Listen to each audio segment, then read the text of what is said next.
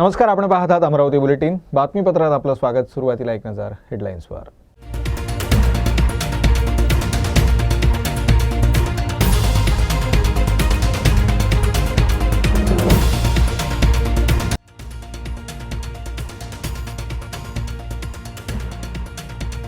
अमरावती जिल्ह्यातील मोर्शी इथं उपोषण मंडपात एका उपोषणकर्त्यानं गळफास घेऊन केली आत्महत्या. प्रकल्पग्रस्त शेतकऱ्याच्या आत्महत्येमुळे परिसरात खळबळ. अप्पर वर्धा धरणग्रस्तांचं आंदोलन चिघळण्याची शक्यता.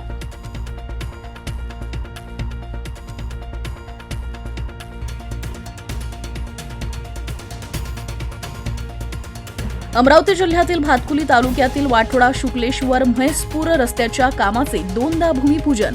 भूमिपूजनावरून वर्चस्वाची लढाई. नागरिकांमध्ये चर्चेचा विषय.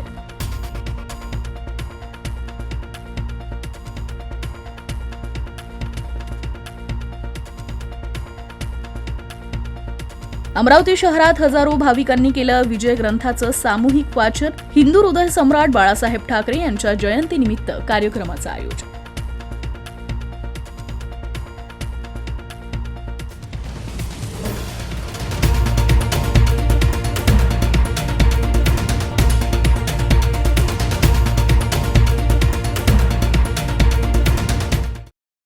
अमरावती जिल्ह्यातील वरुड तालुक्यातील बेनोडा पोलीस ठाणे हद्दीत शिंगोरी गावात एका उपोषणकर्त्या शेतकऱ्यानं उपोषण मंडपातच गळफास घेऊन आत्महत्या केली.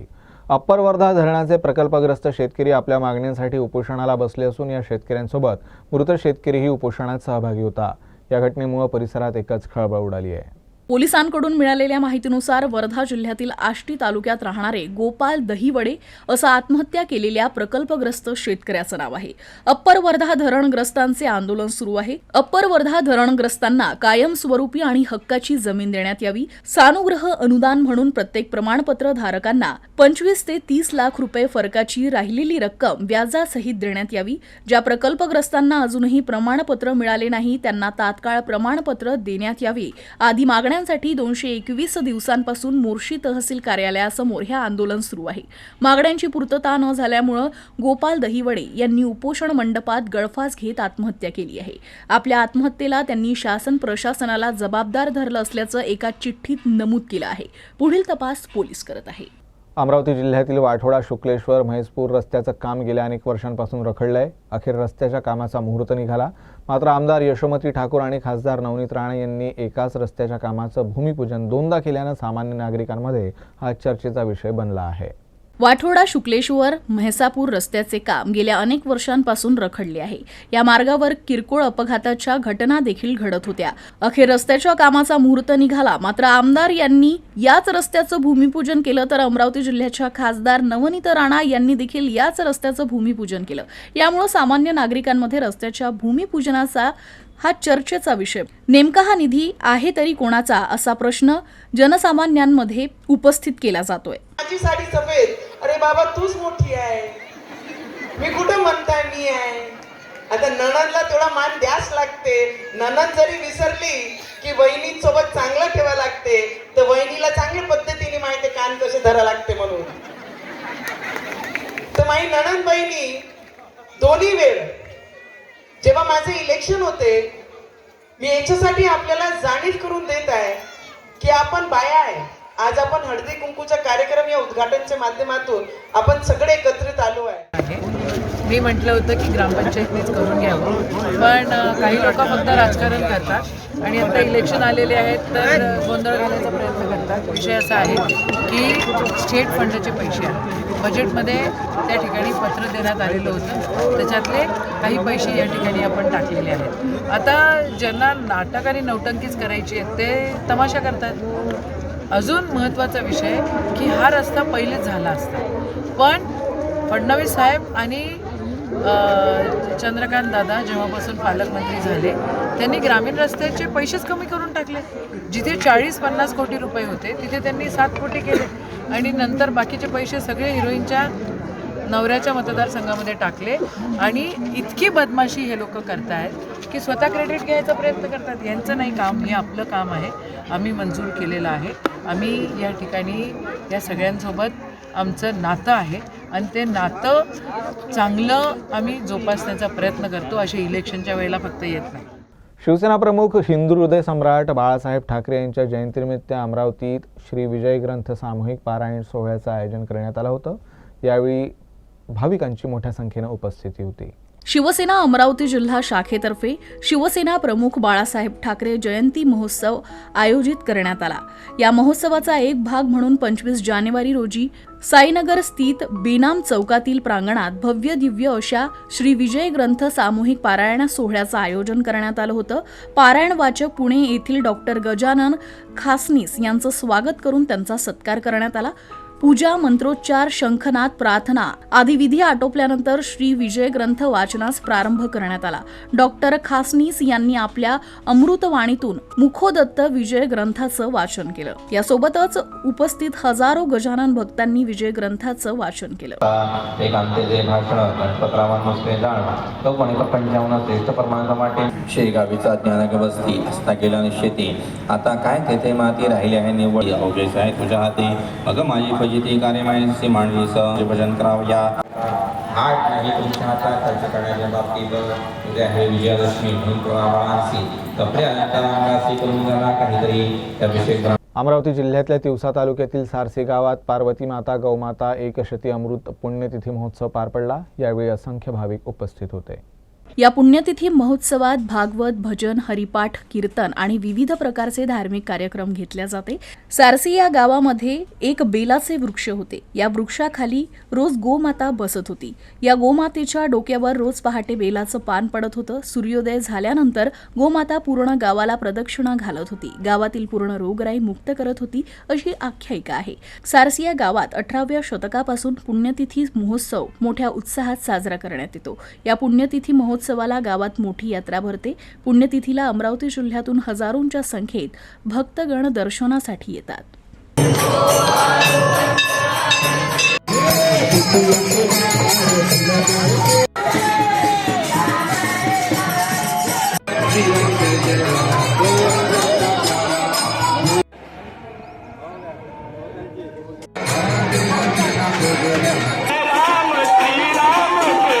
सारसी गायची हे गाव एक तीर्थक्षेत्र बनलेलं आहे आणि या गावात दरवर्षीप्रमाणे पौष पौर्णिमेला कार्यक्रम होतो.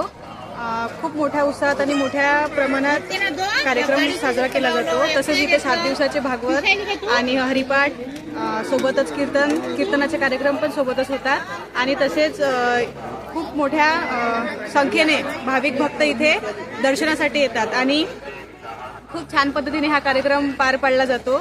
खूप शिस्तप्रिय आणि खूप छान देखावे पण साजरे केले जातात. तसेच आपण बघू शकता साईडला सगळे दुकानं पण दिसत आहे तुम्हाला. यात्रा पण खूप छान भरलेली असते. गाईचं महत्त्व सगळ्यांनाच आता हळूहळू सगळ्या ठिकाणी माहिती झालेलं आहे. सारसी या गावात 1800 शतकापासून गोमातेचा कार्यक्रम चालतात आणि बरेचसे लोकांना या गाईचं महत्त्व कळलेलं म्हणून या 18व्या शतकापासून बरेचसे यात्रा भरतात आणि दुरून भाविक येतात. अमरावती जिल्ह्यातल्या खोलापूर पोलीस ठाणे हद्दीत येणाऱ्या दारापूरमध्ये 2 मित्रांमध्ये वाद झाला आणि या वादात एकानं दुसऱ्याची निर्घृण हत्या केली. पोलीस सूत्रांकडून मिळालेल्या माहितीनुसार राजेश धम्मपाल गवई असं मृत युवकाचं नाव आहे. शुक्रवारी राजेश आणि त्याचे 2 मित्र सूरज दांडगे आणि दीपक दांडगे हे राजेशच्या घरी दारूची पार्टी करत होते. दरम्यान दारूच्या नशेत चिकनच्या भाजीवरून दोघांमध्ये वाद झाला आणि वाद विकोपाला गेला. त्यानंतर घराबाहेर आल्यानंतर सुरेशनं राजेशच्या डोक्यावर पाईप मारला. दीपकनं राजेशला धक्का देत रोडवर पाडलं आणि लाथाबुक्क्यांनी मारहाण केली. यात राजेशचा घटनास्थळीच दुर्दैवी मृत्यू झाला. त्यानंतर घटनास्थळावरून दोन्ही मारेकरी फरार झाले. कोल्हापूर पोलीस दोघांचा कसून शोध घेत आहेत. बातमीपत्रात इथं वेळ झाली विश्रांतीची. पुढे आणखी काही महत्त्वाच्या बातम्या आहेत. तुम्ही पाहत रहा USN news. Gold silver update. Trimurti gold and silver house, शुद्धता ही परंपरा. गोल्ड एवं सिल्वर के निर्माता एवं विक्रेता 1968 से आपकी सेवा में. हमारा पता सराफा बाजार अमरावती.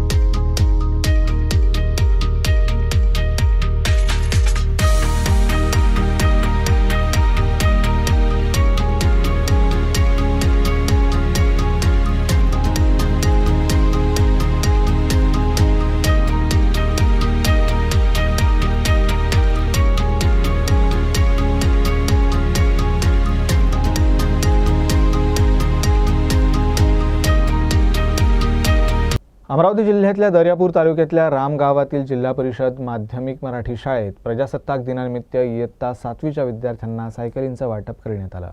दर्यापूरपासून अवघ्या 12 किलोमीटर अंतरावर असलेल्या जिल्हा परिषदेच्या पूर्व माध्यमिक मराठी शाळा रामगाव इथं प्रजासत्ताक दिनानिमित्त पंचायत समिती दर्यापूरचे गटशिक्षणाधिकारी DC गायकवाड यांच्या प्रमुख उपस्थितीत इयत्ता 7वीच्या विद्यार्थ्यांना सायकलींचं वाटप करण्यात आलं. 2016-17 पासून जिल्हा परिषद शाळा रामगावचे मुख्याध्यापक DR जामनिक यांनी एक स्तुत्य उपक्रम सुरू केला. तो म्हणजे प्राथमिक शिक्षण जिल्हा परिषद शाळेतच घ्या. त्या अनुषंगानं जिल्हा परिषद शाळा रामगाव इथं 1ली ते 7वीत शिक्षण घ्या आणि सायकल मिळवा हा उपक्रम राबवण्यात येतो आहे. त्यानिमित्तानं शुक्रवारी वर्ग 7वीच्या विद्यार्थ्यांना सायकलींचं वाटप करण्यात आलं.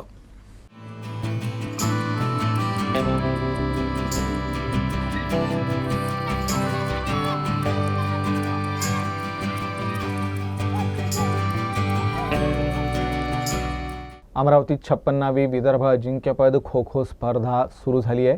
26 जानेवारी रोजी या स्पर्धेचं थाटात उद्घाटन झालं.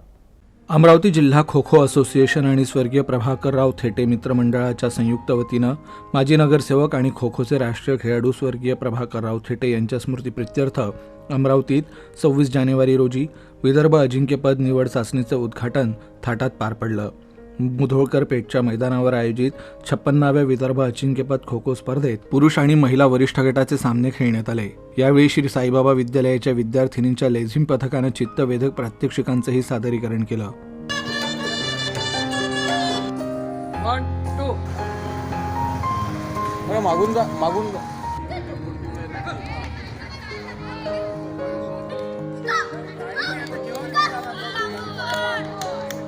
सकाळी प्रजासत्ताक दिनाचा शाळेमध्ये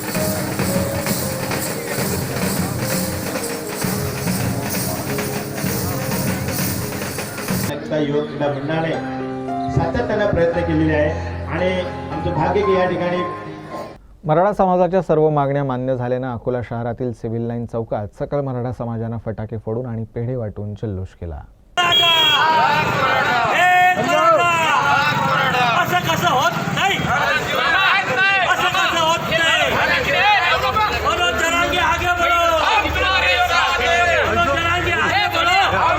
सर्व वाडेगावातील सकल मराठा समाजाच्या वतीने जो ऐतिहासिक निर्णय राज्य शासनाने जरांगे पाटलाच्या आंदोलनामुळे दिला त्याबद्दल आम्ही सर्वांच्या वतीने सर्व सकल मराठा समाजाच्या वतीने सर्वप्रथम मुख्यमंत्री एकनाथ शिंदे आणि सर्व सरकारचा आम्ही आभार मानतो आणि जरांगे पाटलांनी दिलेल्या इतक्या दिवसाच्या लढ्याला अखेर यश आलं त्याबद्दल सुद्धा आम्ही त्यांचे जरांगे पाटलांचे सुद्धा आभार मानतो. मराठा आरक्षणाच्या निकालाचा खामगावातही सकल मराठा समाजाकडून जल्लोष करण्यात आला.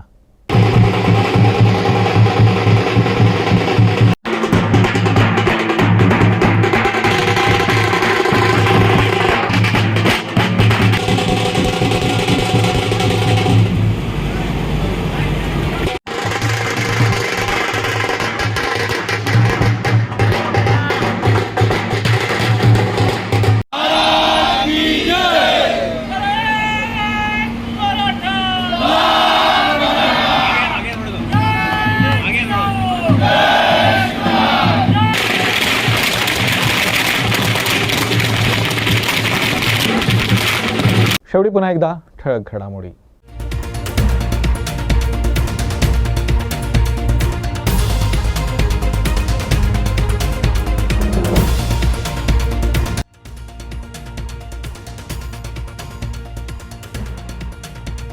अमरावती जिल्ह्यातील मोर्शी इथं उपोषण मंडपात एका उपोषणकर्त्यानं गळफास घेऊन केली आत्महत्या.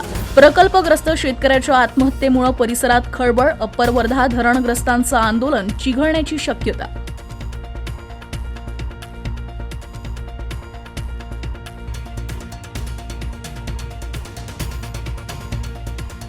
अमरावती जिल्ह्यातील भातकुली तालुक्यातील वाठोडा शुक्लेश्वर म्हैसपूर रस्त्याच्या कामाचे 2दा भूमिपूजन. भूमिपूजनावरून वर्चस्वाची लढाई. नागरिकांमध्ये चर्चेचा विषय.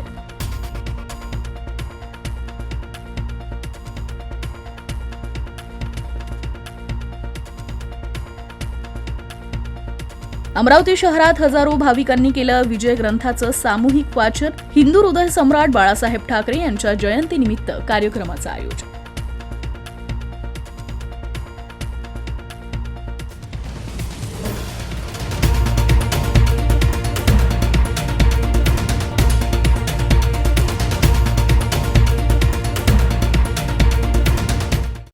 अमरावती बुलेटिनमध्ये बस इतकंच.